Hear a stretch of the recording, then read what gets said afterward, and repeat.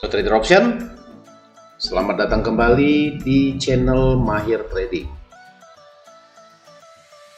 Kesempatan kali ini kita akan mencoba membahas tentang korelasi mata uang dalam trading forex, gold, dan oil ya. Forex, gold, dan oil itu yang paling sering ditransaksikan. Sekarang ya trading ada juga beberapa teman yang melakukan transaksi di ETFs, terus di indis ya, di indeks ya, indeks maksud saya.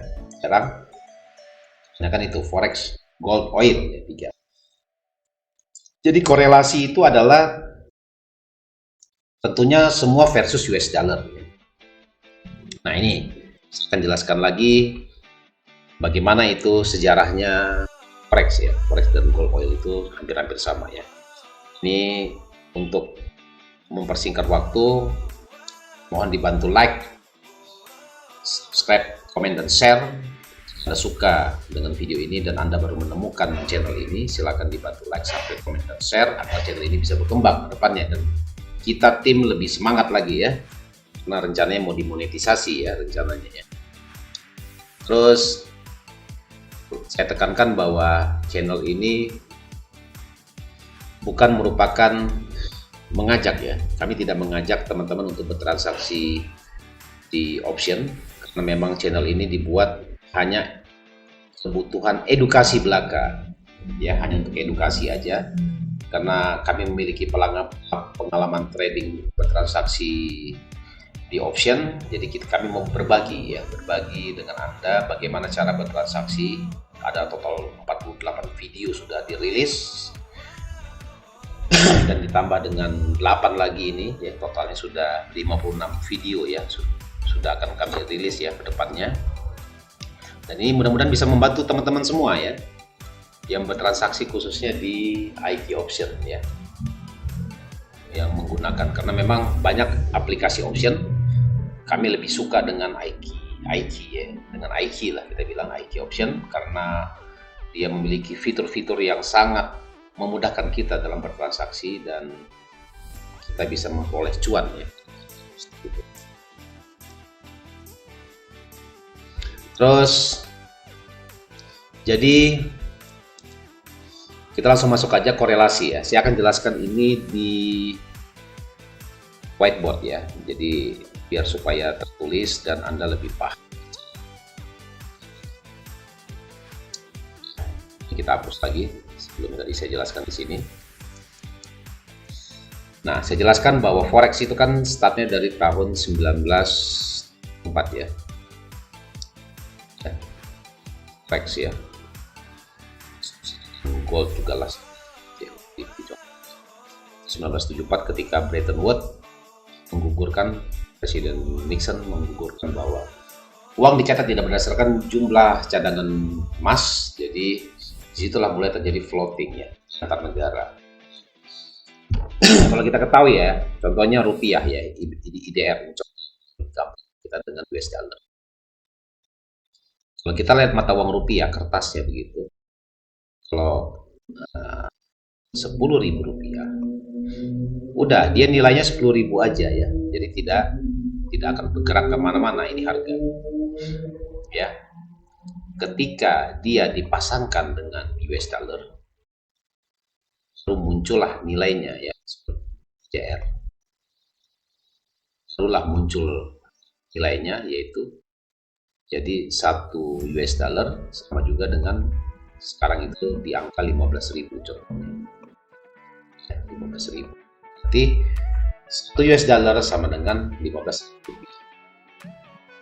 Kalau dia masih berdiri sendiri ya, belum berupa pair atau dipasangkan dengan mata uang, itu nilainya dia belum ada. Setelah dipasangkan baru ketahuan, oh berarti mata uang Amerika itu 15.000 banyak daripada rupiah gitu ya, kan begitu simpelnya, seperti gitu ya. Contohnya lagi rupiah ya terhadap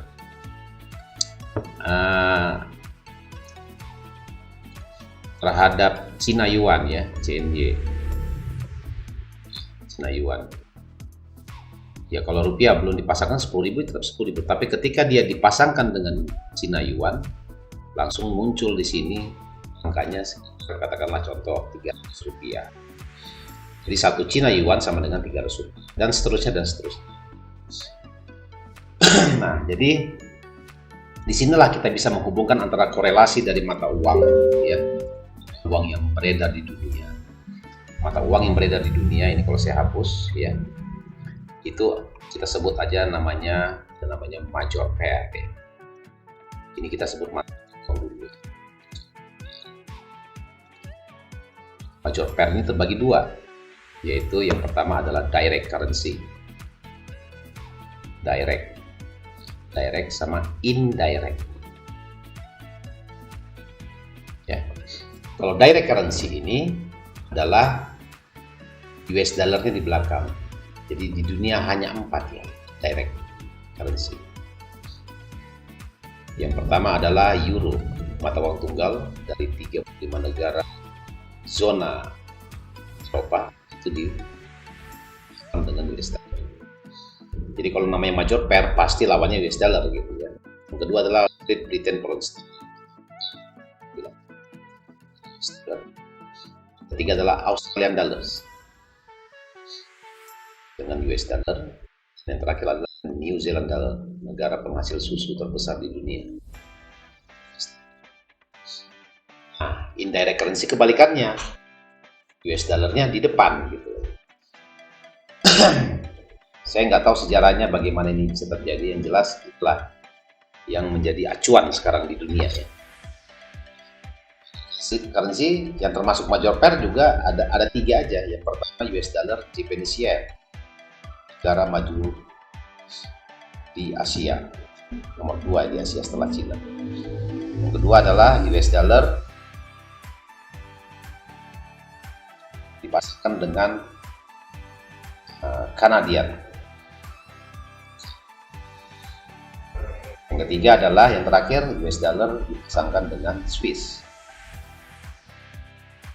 Jadi ada 7 pair di dunia yang masuk dalam major pair. Nah, jadi ingat yang direct ini cuma 4 di dunia, tidak ada yang lain. Ya. Nah, muncullah namanya di sini minor pair ya, atau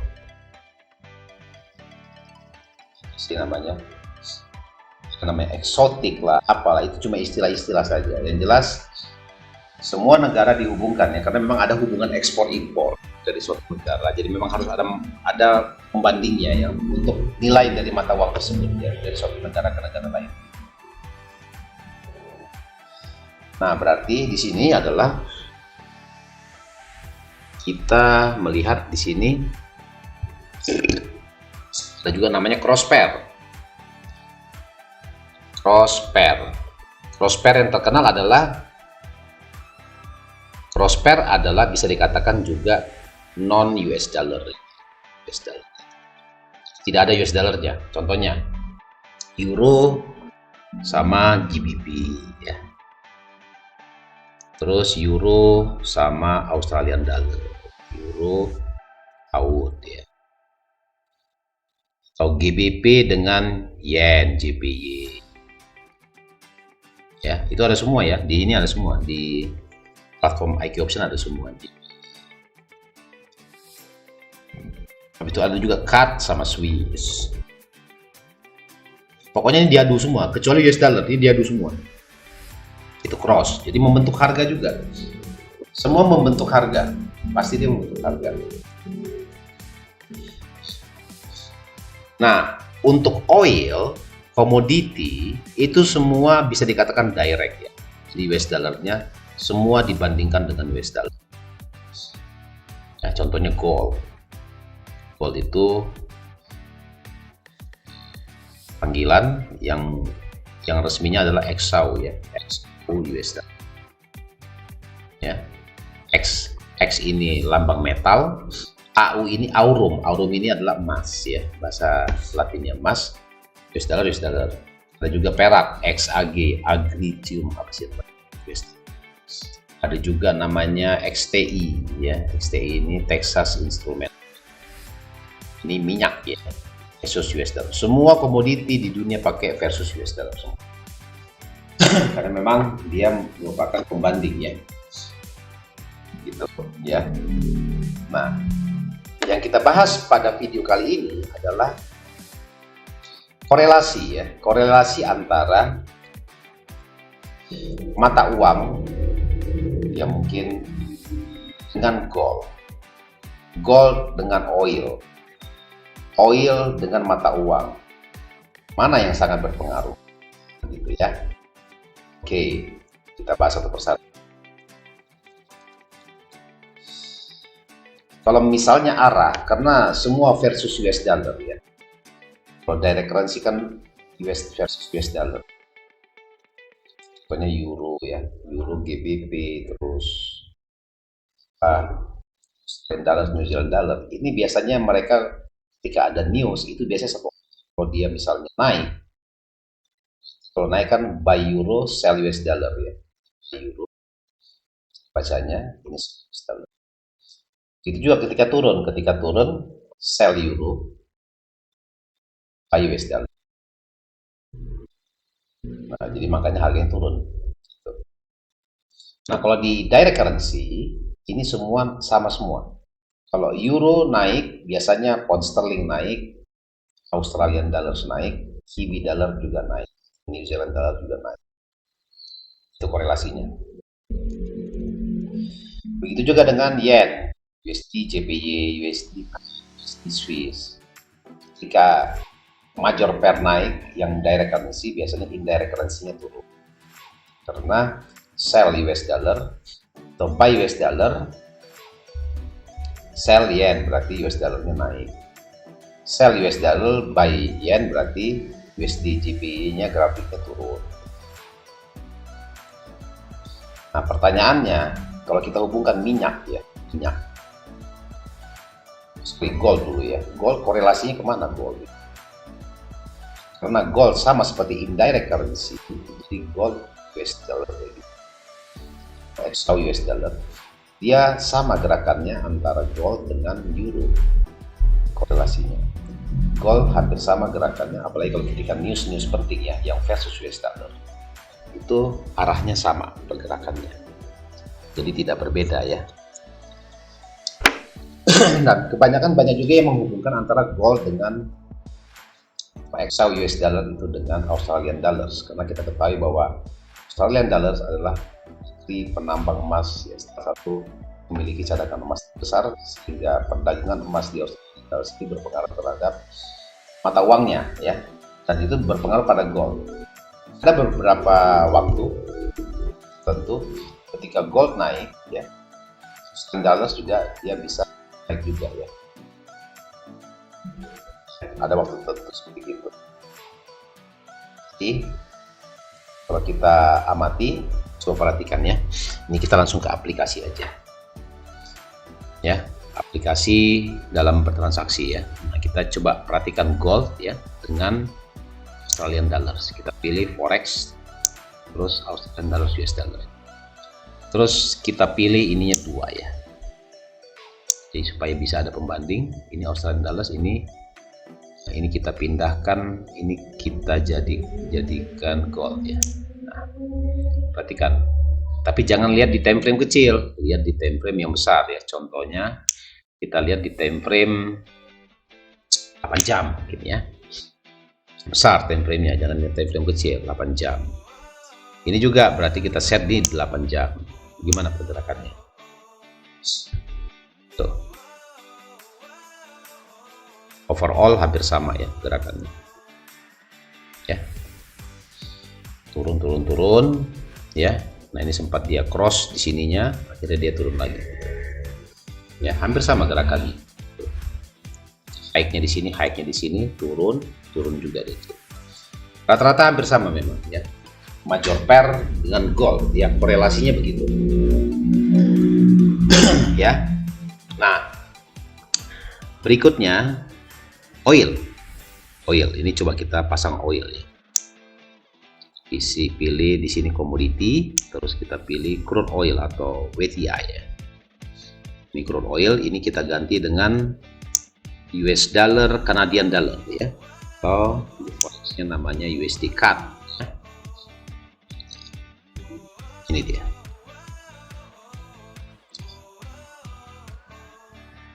Ini time frame 8 jam, ini time frame 8 jam juga.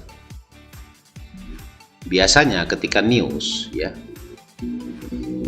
ketika news terjadi, biasanya yang sudah kita lihat, tapi memang kalau ini kita perhatikan minyak dia sideways terus ya. Dalam beberapa minggu terakhir sideways terus ya, naik turun di angka 80 sampai 70 ya, itu memang areanya, range-nya. Ya. Kita lihat di sini US dollar Kanada, range yang kecil juga, sebenarnya ada kemiripan dari chart.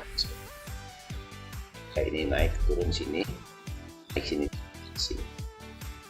Di dalam beberapa waktu tertentu, daily-nya ya, 10 daily-nya, 1 hari atau 1 minggu lah. Ini 1 minggu dari ini juga kita tes, ini 1 minggu ya.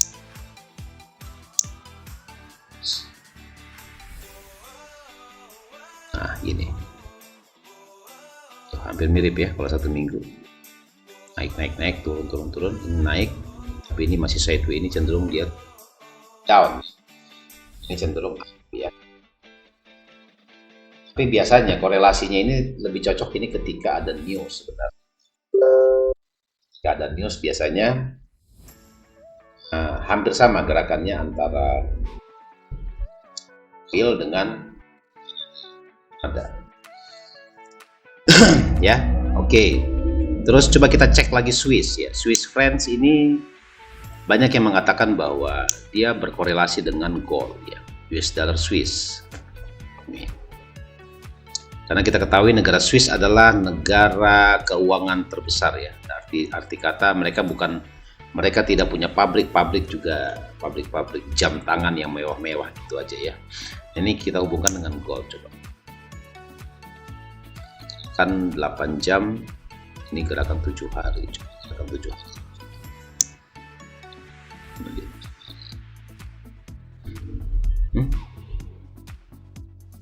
Hour ini ya, atau 1 hari aja ini gerakan juga 1 hari. Oh, ini 1 minggu ya. Nah jadi ada kemiripan memang emas sama Swiss ya gerakannya itu ya. Lagi ada kemiripan walaupun dimirip-miripin ya. Swiss memang dengan gold itu berkorelasi juga ya. Nah kalau kita berbicara mengenai euro ya, ini kita klik di sini dengan time frame yang sama, yaitu time frame ini cuma 1 menit sih, ini kita pasang sini 1 minggu ya. Euro kita sandingkan dengan Dow Jones ya. Dow Jones itu sama juga dengan, kalau sini kita indeks terus US 30. Nah ini gerakannya hampir sama, karena begini logikanya ya, logika dari euro sama Dow Jones. Jadi Dow Jones ini ketika market crash ya, market crash ini saya kasih logikanya ya, logika kecilnya, dia respect ini potensi kuat lagi turun ke bawah. Jadi US 30 ini kan saham ya. Ketika dia turun gini berarti saham-saham blue chipnya atau saham-saham memiliki kapitalisasi tinggi itu akan mengalami downtrend. Artinya mereka menjual sahamnya ya. Investor yang menjual sahamnya berarti dikonversikan dalam bentuk US dollar. Itu US dollar menguat. US dollar menguat berarti orang membeli US dollar kan gitu. Membeli US dollar artinya orang menjual euro. Jadi marketnya pasti akan lemah gitu ya. Jadi sama korelasinya. Jadi gerakan euro sama gerakan dari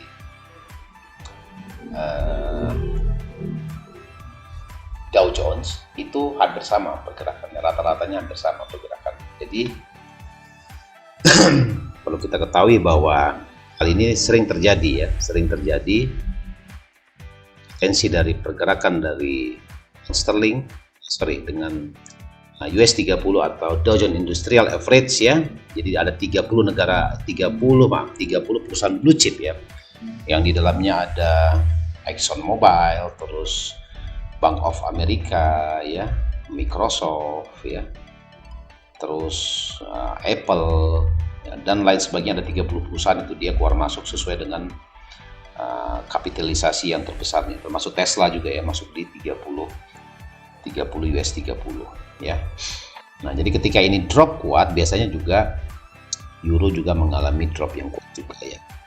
Ini chart 1 minggu ya, ini ini harus chart 1 minggu juga ini 1 hari nih. Nah, tuh ya, hampir sama ya, bersama polanya. Ketika ini downtrend, ini juga downtrend. Ketika ini naik kuat, dia juga naik kuat ya. Nah, ini sudah mulai arah downtrendnya. Anda melakukan posisi short di sini, Anda boleh menampungnya di sini ya, 29 ke 32. Coba kita jangka panjang ya, kita posisi jual ya, posisi jual. Coba jumlah poinnya, coba ya 0,03 ya, kecil banget ya berarti ya, 0,1, marginnya 32, nilai poinnya kecil. Coba 0,8. Nah, ini baru bergerak besar ya, berarti harus 1 ya memang. Ya, coba kita jual. Nanti kita simpan aja nih sini ya. Saya akan pasang TP di area sini. Kalau kena di sini berarti $3.500 saya dapat ya, dengan jumlah 1 lot ya.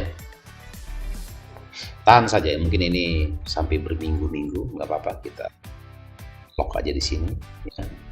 Stop lossnya kita pasang di atas sini, berarti sekitar $800 ya.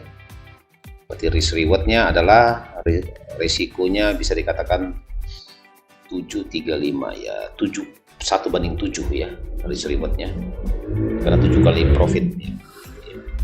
Nah, itulah korelasinya seperti gitu ya, antar mata uang dengan saham ya. Kalau kita perhatikan, kalau saya pelajari ini memang sudah waktunya downtrend ya. Kalau Anda mau menyimpan posisi yang lebih lama, Anda boleh juga menjual di sini ya. Di sini Anda jual, sorry ini 2 kali berarti ya. Ini jangan 1 lot kita pasang, ini pasang aja 0,0 euronya 0,027, terus kita jual ya di sini ya. Klik di sini 0, per pipi $1 jual aja, karena memang potensinya memang downtrend ya. Sisa 2 hari lagi, Kamis dan Jumat, ada potensi price akan drop terus menuju ke sini. Kalau saya pasang TP-nya, take profitnya di berapa ini ya, 1.00 aja lah, nggak banyak-banyak, untuk jangka panjangnya ini ya. Ya, jadi gitu korelasi antar mata uang ya, mata uang dengan berbagai negara ya. Yang saya ulangi tadi, kayak gold ini, gold dia berkorelasi dengan Australian dollars ya, ini Australian dollars sama ya, Australian dollar sama gold, biasanya begitu. Ini gerakan 8 jam, ini gerakan 1 hari. Jam aja, kita ganti dengan 1 jam. Sama ya, gerakannya hampir sama, karena memang dia major pair dengan cross pair itu hampir sama. Ingat ya, jadi tadi dolar Kanada dengan minyak ya, WTI atau Brent juga hampir sama, itu chartnya juga mirip. Nah, kalau satu lagi ada DXY ya, DXY memang tidak ada di sini, tidak diperdagangkan. XY itu indeks US dollar. Biasanya itu 90% dia mirip dengan gerakan euro ya. Kalau euro naik dia turun. Kalau euro turun, XY naik. Nah, jadi hal-hal seperti ini harus kita tahu ya korelasinya sehingga kita bisa membantu dalam bertransaksi. Tapi bukan menjadi jaminan bahwa yang saya sebutkan tadi benar-benar akan terjadi di market ya. Karena kita tidak tahu juga, kadang-kadang dia membuat ritual sendiri ya, acara sendiri, karena memang tarik menarik antara suatu negara dengan negara lainnya itu berbeda-beda di setiap masa gitu. Jadi kita harus benar-benar paham ya, harus benar-benar paham bahwa bertransaksi di futures itu memang yang terpenting adalah risk dulu yang kita harus tekankan ya. Nah, kalau kita cek ya satu-satu di sini ya, kita cek satu-satu. Ada juga cryptocurrency. Bitcoin memang saya tidak melihat korelasi yang jelas, kecuali mungkin ada korelasi karena memang versus US dollar semua ya. Tapi kadang-kadang kita perhatikan di situ ketika euro drop ya, Bitcoin malah naik gitu. Jadi belum tentu juga. Jadi bukan jaminan bahwa yang versus US dollar itu sama gerakannya semua, beda ya. Kadang juga euro naik, terus minyaknya turun sendiri ya. Akan sama versus US dollar semua gitu. Jadi nggak bisa kita kan suatu hal yang sama gitu ya. Kayak DFS juga. Kayak DFS ini kan equity trade funds kan, katanya di bertransaksi, dia juga listing di bursa Amerika juga gitu ya. Jadi sama halnya semua. Nah, jadi perlu kita ketahui bahwa perdagangan apapun kita harus memang meneguhkan bahwa risiko itu pasti akan bisa terjadi kapan saja. Karena kita tidak bisa memastikan bahwa nilai ini kita akan terus bertambah setiap harinya kan. Jadi kita harus benar-benar memperhatikan dulu namanya risk dulu ya.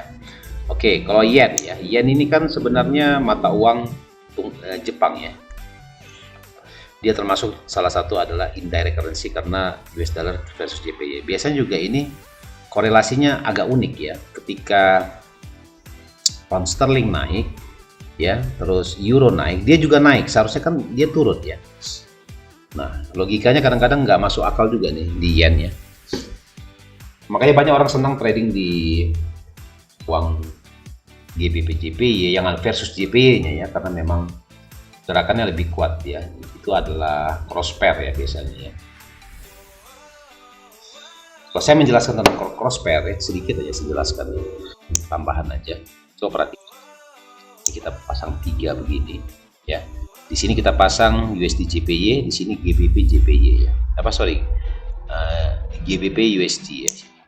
Nah, coba perhatikan. Kita hitung dalam hitungan 1 menit aja ya. Ini chart 1 menit, ini kita lihat di sini. Perhatikan. Ini juga chart 1 menit juga. Nah, ini kita pasang sini GBP JPY. Pair. Teks. Nah, ini dia. Coba perhatikan. Saya akan jelaskan arti dari cross pair. Tetap 1 menit ya. Yang paling bagus adalah kita pasang di 15 detik ya, tempatnya. Dia lebih jelas gerakannya juga 15 detik.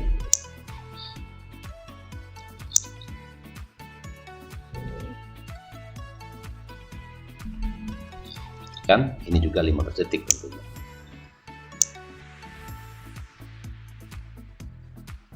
Nah, coba perhatikan ya. Jadi pergerakan dari GBP JPY adalah pergerakan dari manipulasi antara gerakan GBP USD dengan GBP USD JPY ya. Perhatikan ketika dia naik ini ya, yen naik, ini naiknya 2 kali lipat. Ya, coba perhatikan. Nah, lihat gerakannya. Jadi strength-nya di mana? Kekuatannya ini kuat yen, sterling kuat, ini juga kuat ya, tapi hentakannya lebih kuat tadi pas ketika jatuh. Jadi makanya chartnya juga jatuh ya, candlestick-nya juga jatuh. Coba perhatikan. Jadi mereka tidak bergerak sendiri, jadi hanya manipulasi dari dua pair ini aja gitu ya. Jadi GBP JPY itu terbentuk dari pergerakan atau manipulasi dari pergerakan GBP USD dengan GBP USD JPY.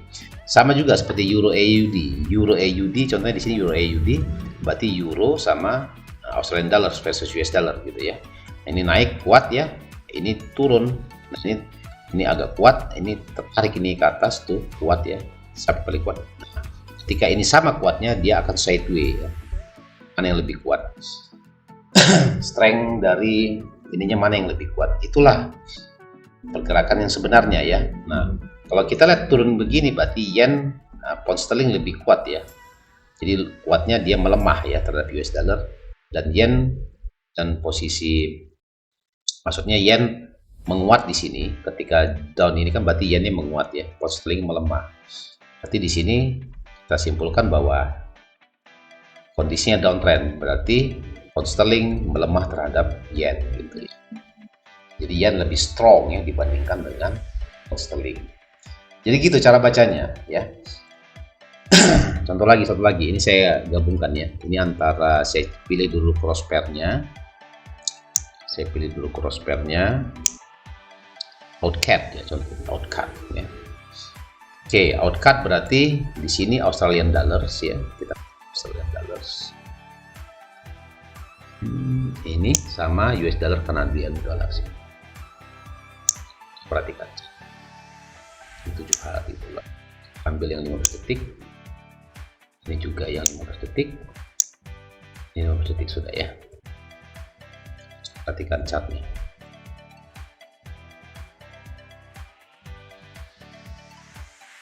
Tuh. Jadi sama, manipulasi juga. Saya perhatikan gerakannya. Ya. Nah, ini ketika dia naik, kuat ya ini ya. Australia naik. Terus karena dia naik, ini naiknya biasanya 2 kali lipat outcut-nya. Nah, ini melemah dia, cut-nya melemah berarti. Nah, ini juga cut-nya melemah, dia naik. Nah, ini juga didorong sama Australia berarti double dia naik. Ketika ini turun, nah ini naik kuat, ini masih tertahan di sini. Dia nggak naik, turun, jadi cenderung sideways ya. Nah, begitu. Kalau kita berbicara cross pair ya. Sama, dimanapun juga seperti itu. Yang penting versusnya US dollar gitu ya, versus US dollar, karena memang tinggal irisannya aja ya. Nah, ini kan 15 detik, ini 15, ini 15 ya, sama ya. Kalau ini turunnya kuat, ini naiknya kuat, dia cenderung dia sideways di sini. Cenderung sideways. Nah, ini sudah mulai naik ya, naik dia. Ini terbentuk ini dia berarti kuat sekali naik, masih kuat naik gitu ya. Jadi yang kuat di sini adalah Kanadanya, Australianya. Kanadanya melemah karena kalau di USD cut kalau naik kan berarti cutnya melemah toh gitu dibandingkan dengan US dollarnya gitu. Sama halnya di sini juga. Nah, di sini caranya kita, kalau kita punya analisa bahwa cut akan naik terus Australian dollars juga akan naik, ya udah kita buy aja, pasti profit di out gitu. Itu cara korelasi. Di cross pair juga seperti halnya seperti itu. Tapi kita harus menganalisa dua pair ini. Mana yang lebih trennya apa? Kalau di sini up, udah kita buy di sini. Kalau di sini down, di sini up, berarti biasanya sideways harga. Dan seterusnya ya. Jadi gitu caranya, yang simpel sekali itu caranya. Jadi cara menganalisis pergerakan dari harga-harga yang sudah ada. Oke, mungkin gitu aja dulu analisa singkat saya tentang korelasi mata uang, forex, gold, dan oil. Bagi teman-teman yang baru menemukan ke channel ini, dan jika suka silahkan klik like, terus Anda subscribe agar dapat mengikuti notifikasi kami di video-video kami selanjutnya. Kemudian dan Anda boleh share ke teman-teman supaya ilmu ini bisa disebarkan ke teman-teman yang lain. Dan sekian, terima kasih. Wassalam.